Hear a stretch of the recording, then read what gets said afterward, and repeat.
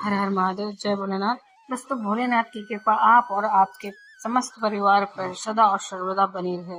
दोस्तों, 2 अक्टूबर 2024 को यानी कि बुधवार के दिन सर्वपितृ अमावस्या है और 3 अक्टूबर से शारदीय नवरात्रि का प्रारंभ हो रहा है। तो ऐसे में बहुत सारे प्रश्न आप लोगों के आए हुए हैं कि हम बाल कब धोएं, क्योंकि शारदीय नवरात्रि गुरुवार के दिन प्रारंभ हो रही है और अमावस्या के दिन बाल धोना नहीं चाहिए, नाखून नहीं काटना चाहिए।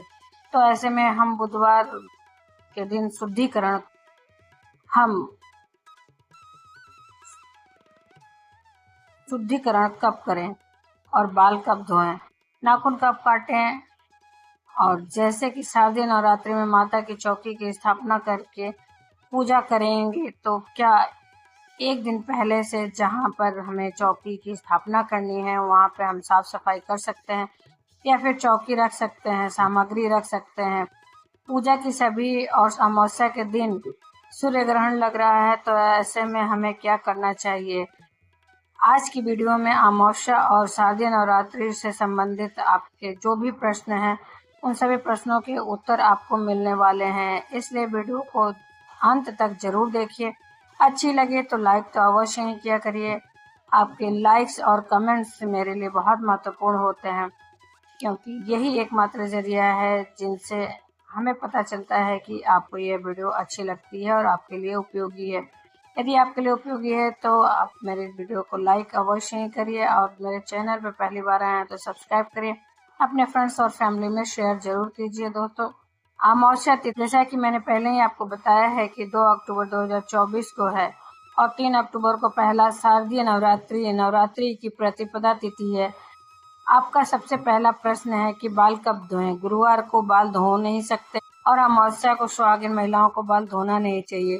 तो ऐसे में कब बाल धोएं? देखिए, पितृपक्ष का जो समय होता है, इस समय को पितरों को समर्पित माना जाता है। इसके बाद नवरात्रि प्रारंभ हो जाती, माता की आराधना का समय होता है। पितृ विसर्जन अमावस्या के दिन अपने घर की अच्छे से हम साफ सफाई भी करते हैं, मतलब पूरे घर की साफ सफाई की जाती है।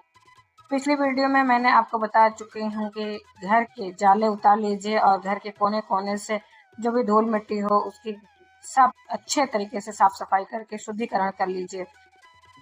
गंगा जल का छींटा देकर और पूरे घर का शुद्धिकरण कर लिया जाता है।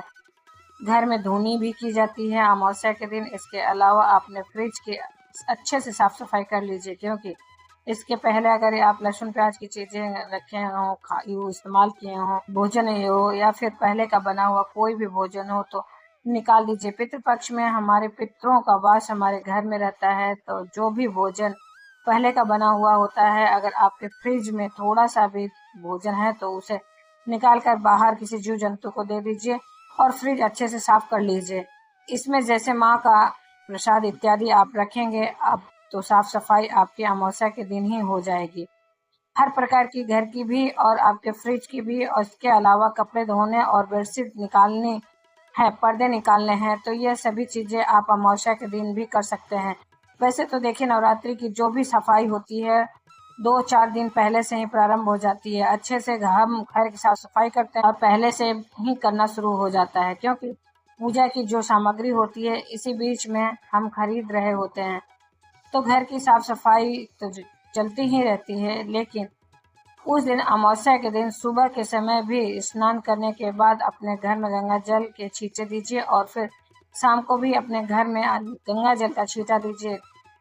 फिर नवरात्रि में भी पहले दिन जब हम अपने घर की साफ सफाई करते हैं, जैसे कि पोछा वगैरह लगाएं, तो उसके बाद से घर में गंगा जल के छींटे देकर शुद्धिकरण करने चाहिए। उसके बाद ही पूजा प्रारंभ करते हैं। और नवरात्रि से पहले जो अमावस्या आती है उस दिन आप बाल धो सकते हैं, क्योंकि अगले दिन से नवरात्रि प्रारंभ हो रही है। हम जब घर की साफ सफाई करते हैं तो उसके बाद बाल वगैरह भी धो लेते हैं, नाखून काट लेते हैं, क्योंकि नवरात्रि में नाखून नहीं काटा जाता है। बाल तो हम फिर भी धो लेते हैं, लेकिन नाखून नहीं काटते हैं। अब देखिए, बाल आप अमावस्या के दिन भी धो सकते हैं, कोई दोष नहीं लगेगा। इसके अलावा अगर आप अमावस्या के दिन बाल नहीं धो पा रहे हैं, किसी कारणवश धोना नहीं चाहते हैं, तो नवरात्रि के पहले दिन गुरुवार है तो भी आप बाल धो सकते हैं। सुबह जल्दी उठते हैं हम, उस दिन तो सूर्योदय से पहले उठकर बाल धो लीजिए। कोई दिक्कत नहीं है, क्योंकि सूर्योदय के बाद ही दिन प्रारंभ होता है। गुरुवार का मतलब सूर्योदय से ही सूर्योदय तक दिन माना जाता है। सूर्योदय के बाद ही गुरुवार प्रारंभ होगा, गुरुवार का दिन प्रारंभ होगा।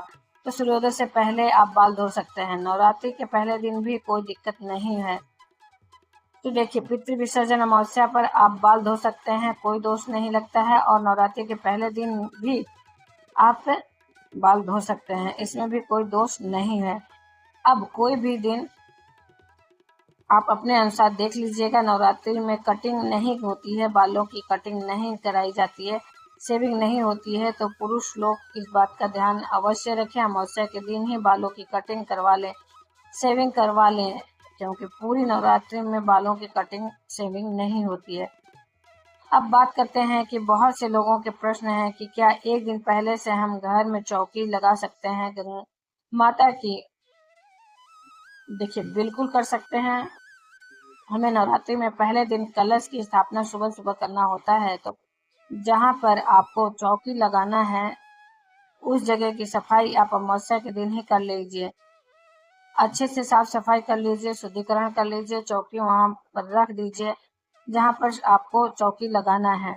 इसके साथ ही पूजा की सभी सामग्री एकत्र करके वहीं उसी स्थान पर एक जगह रख दीजिए। इससे आपको अगले दिन पूजा करने में आसानी होगी। यह सभी काम आप अमावस्या के दिन शाम को कर सकते हैं। दोपहर तक तो पितरों का ही समय होता है। दोपहर के बाद पितरों का विसर्जन हो जाता है और फिर शाम को 4 बजे के बाद आप अपने घर में जहाँ पर भी चौकी लगाना चाहते हैं उस जगह को अच्छे से शुद्धिकरण करके सारी सामग्री आप एकत्र करके वहाँ रख सकते हैं।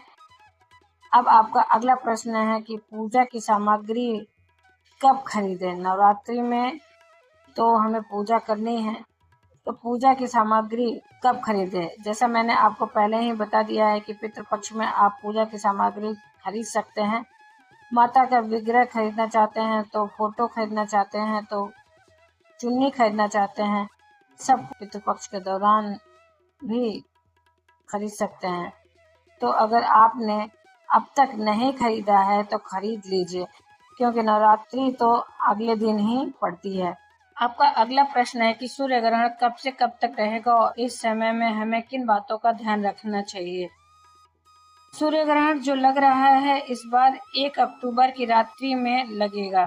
रात्रि 9:04 से सूर्य ग्रहण का प्रारंभ हो रहा है और सूर्य ग्रहण समाप्त हो रहा है 2 अक्टूबर को 3:01 पर। मतलब सुबह के समय ब्रह्म मुहूर्त में 3:01 तक सूर्य ग्रहण रहेगा। अभी यह रात्रि का समय में है, अभी यह रात्रि का समय है, रात्रि में सूर्य ग्रहण लग रहा है। तो उन देशों में सूर्य ग्रहण का प्रभाव होगा जहां पर कि उस समय दिन होगा। हमारे यहाँ यह रात्रि में लग रहा है, मतलब भारत में यह रात्रि का समय रहेगा।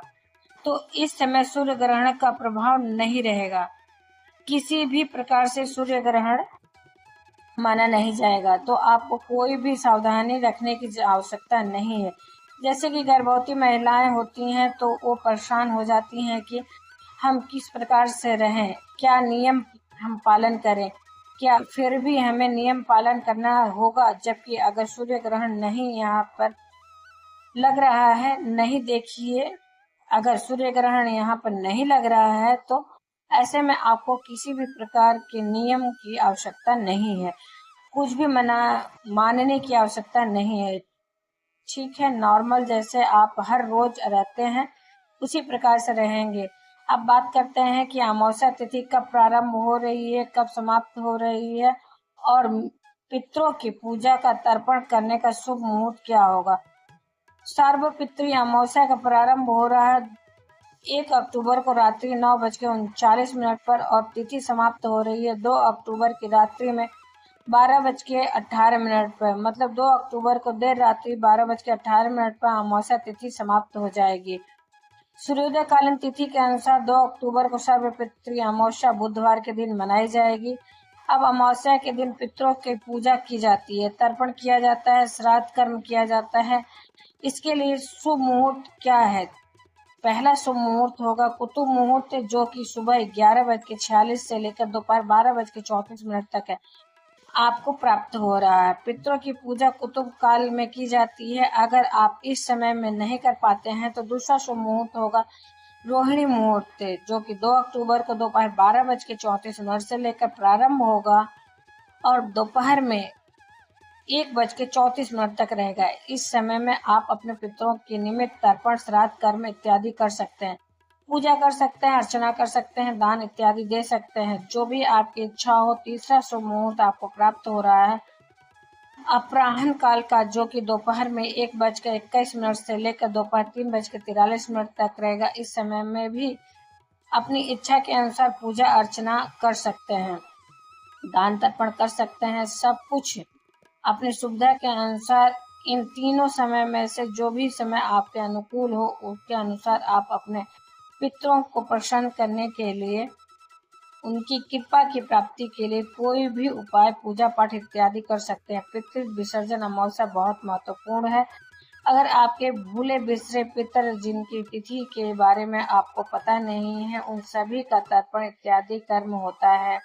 उनके निमित्त जो भी हम दान करते हैं, पूजा पाठ करते हैं, वह सभी पितृ विसर्जन अमावस्या के दिन किया जाता है।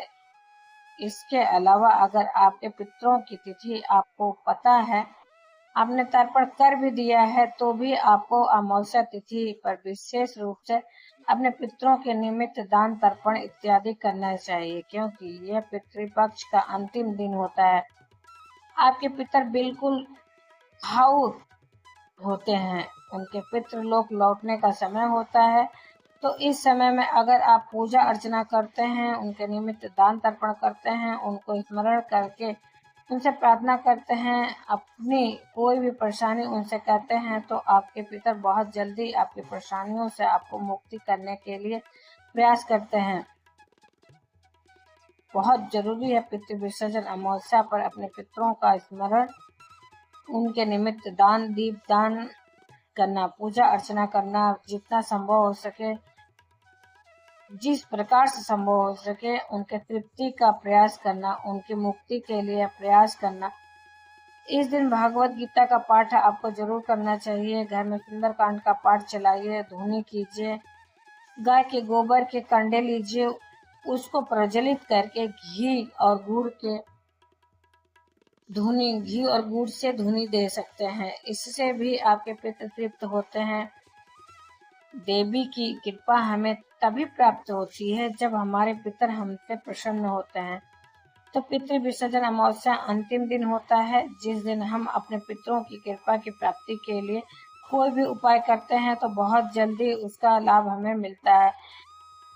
उम्मीद करती हूँ यह वीडियो आपके लिए उपयोगी होगी। अमावस्या से जुड़ी और भी कोई भी जानकारी चाहिए तो आप कमेंट बॉक्स में लिख सकते हैं, बहुत जल्दी आपको वीडियो मिल जाएगी। और शारदीय नवरात्रि में दुर्गा सप्तशती का पाठ आपको किस प्रकार से करना है, पूजा की सभी सामग्री क्या होगी, पूजा की संपूर्ण विधि क्या होगी, यह वीडियो आपको आने वाले समय में मिल जाएगी। तो चैनल से जुड़े रहिए, अपने प्रश्न लिखते रहिए, जैसे ही समय मिलेगा आपके प्रश्नों के उत्तर भी दूंगी और इसके साथ ही प्रश्नों पर वीडियो भी मिल जाएगी।